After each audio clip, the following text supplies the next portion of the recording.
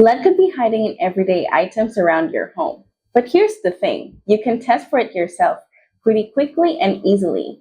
Today, I'll be demonstrating how to use two types of lead tests that you can do at home. Skidis lead test swabs and using a Skidis household glow kit. I've also got two items with me, one known to have lead and the other to be negative. But first, I want to start with a disclaimer. Right here, I have unbranded lead test swabs that were bought on Amazon. These come in a small plastic bottle with about 60 yellow-orange swabs per bottle. They have an active ingredient called rhodizonate ion that changes to the color red in the presence of lead. These swabs can give you false positives, as these tests can test positive in the presence of copper or zinc. So the US Consumer Product Safety Commission, they don't really recommend the use of these lead test kits anymore because they can be so unreliable. All right, we don't need these. Now let's start testing. Today we have Skidis brand lead test swabs that we bought from Amazon. These have about 90 swabs in a small pouch with a pink to yellow gradient at the top. You can refer to the top part to see the potential color change when the swab tests negative or positive. They're also pretty simple to use. Just activate them with vinegar.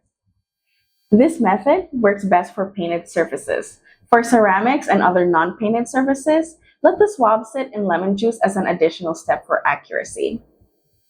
Remove a swab from the packaging. The swab tip should appear white with a gray substance on it. To activate the swab, dip it in vinegar. The swab color should change to yellow or orange, indicating that it's ready to use. Now, rub it over the selected area for 30 seconds until it changes color. Test all layers of the selected area, especially parts that you see are chipping. Compare the swab tip to the color gradient on the package to determine if lead may be present.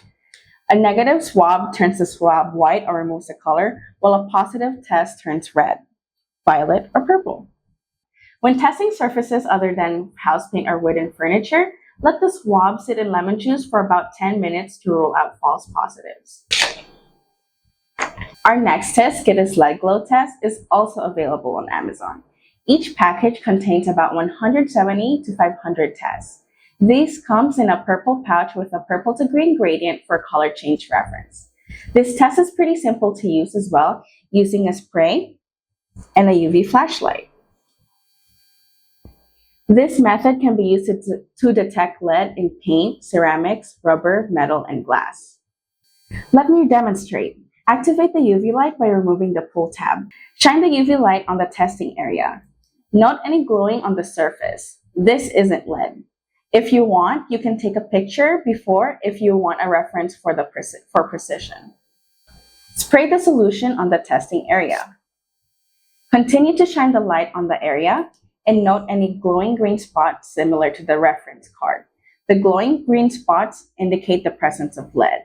The spots without lead will glow blue. Remember, green is bad, blue is good. We have some additional notes for this test, so let's talk about it.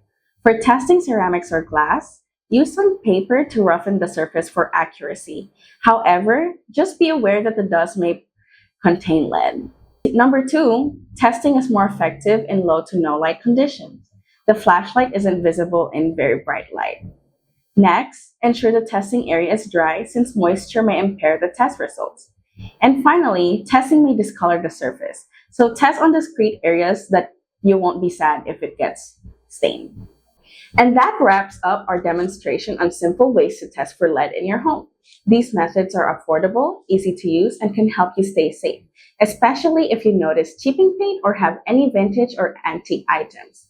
Testing helps protect you and your family from potential lead exposure.